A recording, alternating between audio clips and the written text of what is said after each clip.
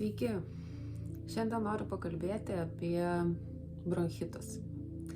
Ypatingai apie bronchitus mažamečių vaikų. Vaikų iki 8 metų. Noriu paaiškinti principą, kaip susiformuoja bronchitai. Bronchinės astmos, obstrukciniai bronchitai ir visos kitos ligos, kurios jau yra kaip pasekmė, tai jūs suprantat jau, kad tai yra tiesiog įsisenėjusi problema, kuri prasideda nuo bronchitų. Pirmiausia, ką norėčiau pradėti iš labai, pavadinkim, toli, kad vaikas ir vaiko energetinis kūnas ar aura iki 7 metų yra mamos auroje. Ką tai reiškia? Jeigu jūs įsivaizduotumėt, kad vaiko aura tai yra kaip muilo burbulas ir mamos aura kaip muilo burbulas, reiškia vaiko aura, tas muilo burbulas yra viduje apgubtas mamos burbulo, ar ne? Tai jisai yra viduje mamos burbulo.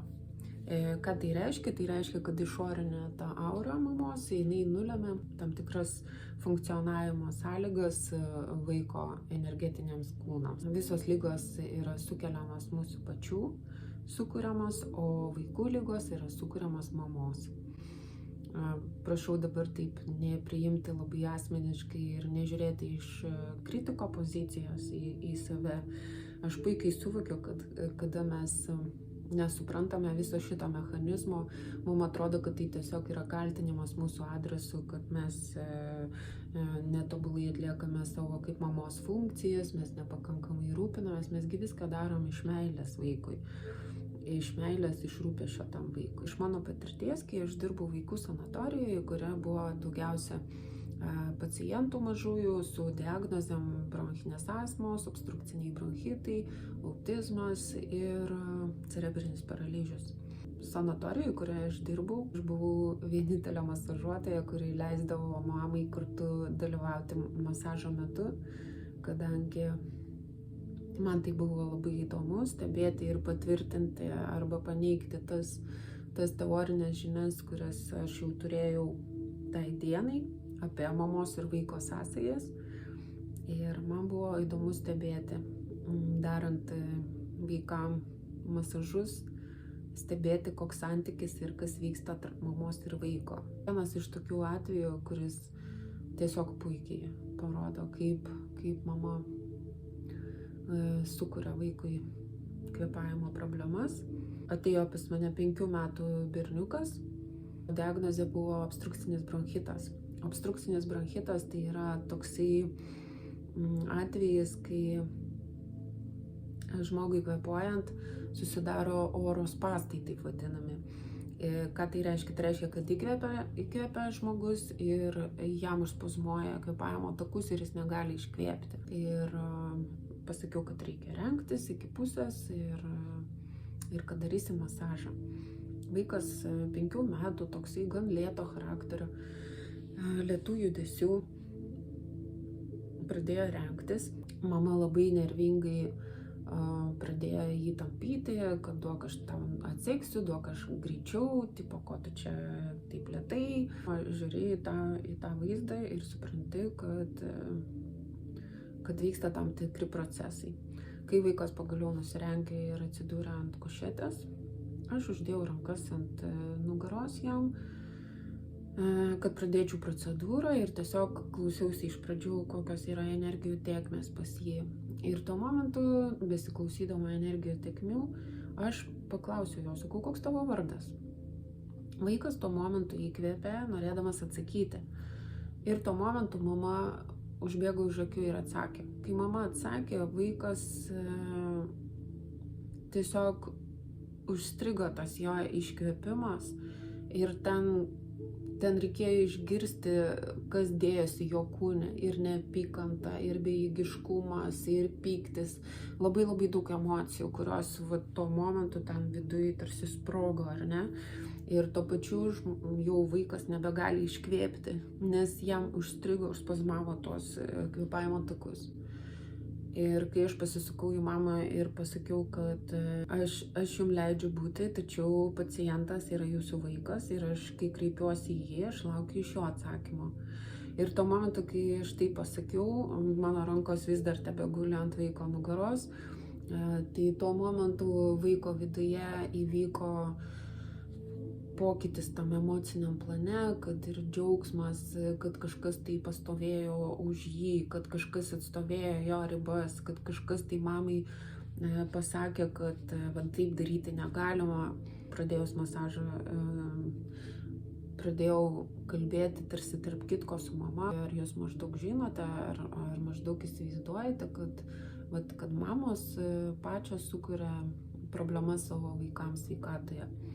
Ir pasakojau taip apie trečiąjį asmenį, kad bandydama tą žinutę nunešti iki mamos, kad galbūt pavyktų jai susimastyti ir atkreipti dėmesį, kaip jinai elgiasi ir ką jinai daro. Mama priėmė tai labai asmeniškai ir jai visiškai netiko ir nepatiko, ką aš sakiau. Aš suprantu, kad tai yra sunku priimti netgi kaip hipotezę. Kai vaikui baigiau masažą, tai ji tiesiog pradėjo dar labiau ardytis. Ką aš noriu pasakyti? Kai mes kaip mamos turime tam tikrų baimių, tam tikrų kompleksų savo viduje, savivertės kompleksų, kaip aš galbūt nepakankama mama, arba ten, tipo, aš nenoriu, kad mane kas nors apkaltintų, kad aš nepakankamai rūpestinga ir nepakankamai atidi savo vaikui, tada gaunasi taip, kad mes persveriam tas svarstyklės į kitą kraštutinumą, kai mes per daug rūpinamės vaiku, per daug užgožiam jį, viską darom už jį ir neduodam savarankiškai jam pasireikšti. Ir, sakykime, tai vienas iš tų aspektų, kai mes fiziškai vaikui neduodam savarankiškumo. Yra kitas aspektas, kada mes neduodam vaikui kvėpuoti taip, kaip jam reikia. Turiu omeny, kad mes negirdim vaiko, mes negirdim, kokia ten esybė viduje, kokios jo charakteristikos, kokios jo savybės, kuris įlinkęs. Mes į tai neturim laiko gilintis, nes patys užsisukę į visokius tam savo marazmus. Ir neturim laiko gilintis. Ir mes neatsižvelgiam į tų vaikų unikalumą, individualumą, kam jis yra labiau linkęs ir koks jo charakteris, koks jo temperamentas. Į tuos dalykus mes nežiūrim. Mes tiesiog norim pasidaryti taip, kaip mums patogu.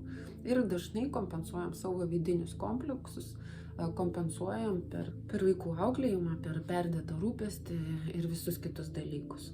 Ir tokiu būdu realiai mes laikom vaiką tą už gerklės ir jam neduodam kvėpuoti. Siūlyčiau mamoms tiesiog pastebėti pradžioje, kaip aš elgiuosi su savo vaiku, koks mano santykis su to vaiku, kokia mano būsena, kai aš esu su vaikais. Ir atkreipti dėmesį, kiek aš daug duodu jam laisvės patiem kažką tai pasidaryti, patiem pasireikšti arba savaip pasireikšti. Kai vaikas pradeda sirgti bronchitais, tai dažniausiai būna jūsų pačių problema. Jūs užsisukat į kažkokį tai verpetą savo minčių, savo darbų, emocijų, streso ir tokiu būdu jūs dusinat savo vaiką. O jisai tiesiog priešinasi tai jūsų būsenai, tai terpiai, kurioje jisai atsiduria. Ir tokiu būdu jisai serga. Su savo liga jisai nori atkreipti į dėmesį, kad pas jūs jau yra disharmonija. Neteigiu, kad nereikia gydyti visų šitų lygų medikamentais ar visomis kitomis prieinamomis priemonėmis. Noriu tik pasakyti, kad jeigu mes susimastome ir pradedame keisti savo santykį su vaiku, ir pradedam harmonizuoti savo būseną, mes jam sudarome palankę terpę išgijimui ir palaipsniui visų tų medikamentinių preparatų ir papildomų priemonių mums reikia vis mažiau, mažesnėmis dozėmis, tol, kol vaikas visiškai išeina iš šito susirgimo. Ir tai nėra pasakos, tai yra patvirtinti dalykai ir jau daug atvejų yra, kad mamos iš tikrųjų įdėjusios pastangų gavo puikių rezultatų. Sunku buvo pripažinti, kad aš esu programos vinis. Sunku, bet viskas įmanoma, kai tu suvoki, kad iš tikrųjų tu myli savo vaiką ir nori jam padaryti geriausias sąlygas jo augimui, vystymuisi. Taigi nesargdinkim savo vaikų, būkime sveiki ir gražūs.